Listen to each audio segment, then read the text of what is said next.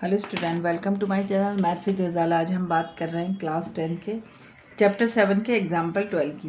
यहाँ पर इसने कहा है कि obtain the ratio in which y axis, यहाँ पर क्या दे रखी है, y axis divide the line segment joining the point. Point कौन से दे रखे हैं, 5, -6 and -1, -4। Also obtain the point of intersection, मतलब पॉइंट भी हमें निकाल लेंगे। अब अगर वाई एक्सिस दे रखी है तो यहाँ पर हमारा क्या हो जाता है, x0 हो जाता है। मतलब एक लाइन है जिसके 2 पॉइंट हैं,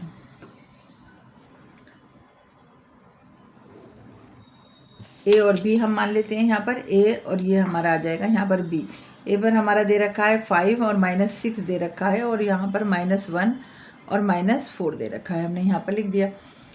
अब उसने कहा है कि एक पी पॉइंट पर, मान लो ये हमने पी पॉइंट ले लिया, या कोई भी पॉइंट ले सकते हैं, उस पर लाइन एक डिवाइड कर रही है, वो क्या है, वाई एक्सिस। तो अगर वाई एक्सिस है तो हमारा एक्स हमारा क्या हो जाएगा, यहाँ पर 0 हो जाएगा, और वाई की जगह पर हम वाई लिख देंगे। ठीक है। अब इससे जो फाइंड द रेशियो से हमें पता चल गया। वैसे तो सेक्शन फार्मूला ही लगेगा, जैसे k/1 लिख देते हैं। k का मतलब क्या हो जाता है, m1 हो जाता है, और ये कि हमारा क्या हो जाता है, m2 हो जाता है। तो फार्मूला हमारा हमेशा ही लगता है वही है, लेकिन m की जगह पे हम m1 की जगह पे k लिख देते हैं। जैसे m1 x2 प्लस में x2 m2 x1 और अपॉन में m1 प्लस में m2, यही फार्मूला होता है हमारा। अब इसकी जगह पे फिर y ले लेते हैं, m1 y2 और प्लस में m2 y1 और अपॉन में m1 प्लस में m2 हो जाता है। x और y की वैल्यू यहाँ पर निकल जाती है, लिख देते हैं हम यहाँ पर। और x और y की जब हम वैल्यू निकालते हैं तो m1 y2 प्लस में m2 y1 और अपॉन में m1 प्लस में m2,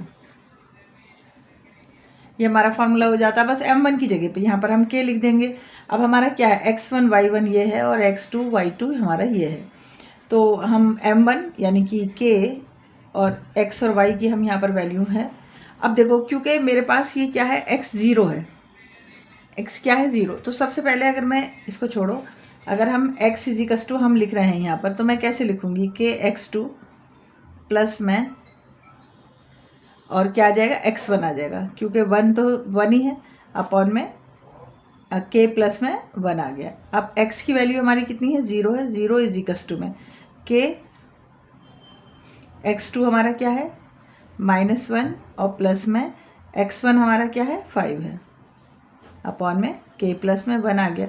अब क्रॉस मल्टीप्लिकेशन करूँगी, इसको इधर लेकर जाऊँगी तो 0 इंटू में k प्लस में 1 0 बन जाएगा, ये = में -k और प्लस में 5 आ गया। ये तो सब 0 हो गया। 0 = में -k और प्लस में 5। अब 5 को हम इस साइड ले आएंगे तो -5 = में -k हो गया, और माइनस से माइनस कैंसिल हो गया। अगर k के रेशियो की बात करें तो 5/1 यानी कि 5:1 आ गया, 5:1। लेकिन इसमें ये भी कहा है कि obtain the point of intersection, तो हम यहाँ पर वैल्यू निकालते हैं y की। अब हम लिखेंगे y में हमारा क्या हो जाएगा, ky2 और प्लस में y1 अपॉन में k प्लस में 1।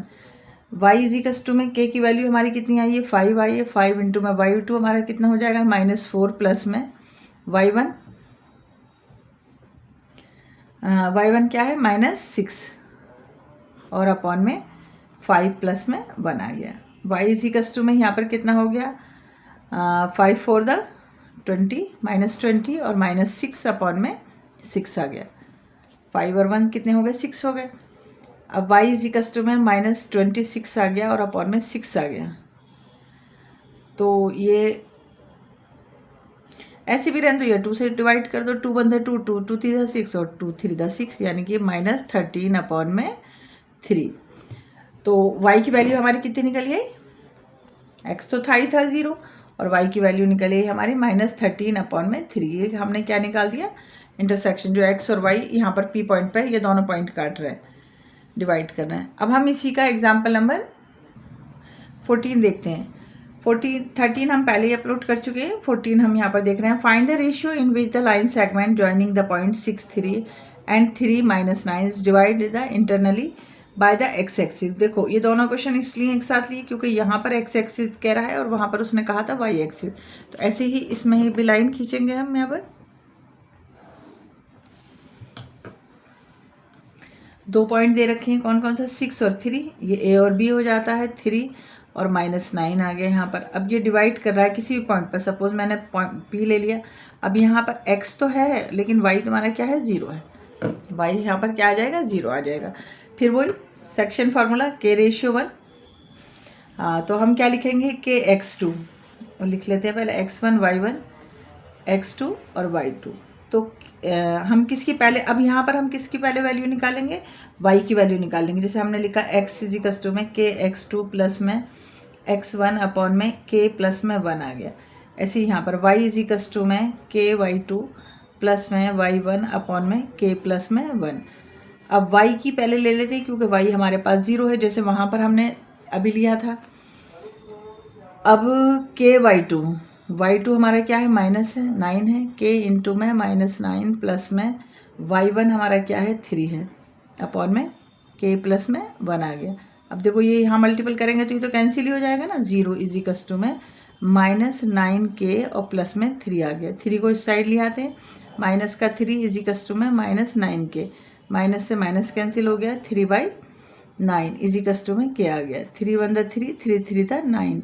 तो k की वैल्यू हमारी कितनी आ गई, 1/3, यानी कि 1/3, 1/3। अब ऐसे ही यहाँ पर हम x की वैल्यू निकाल देते हैं कि x2 हमारा कितना है, 3 प्लस में x1 हमारा कितना है, 6, और ये k की वैल्यू हम यहाँ पर रख देते हैं 1/3। ठीक है, अब यहाँ पर k प्लस में 1 है तो 1/3 और प्लस में 1 आ गया। देखो 3 से ही मल्टीपल आएंगे, कैंसिल हो गया। x = में देखो ऐसे 1/3 इंटू में 3 आएगा तो ये 3 से 3 कैंसिल हो जाएगा, ऐसे यहाँ पर कैंसिल हो गया। तो 1 प्लस में 6 अपॉन में, यहाँ पर हमें एलसीएम लेना पड़ेगा।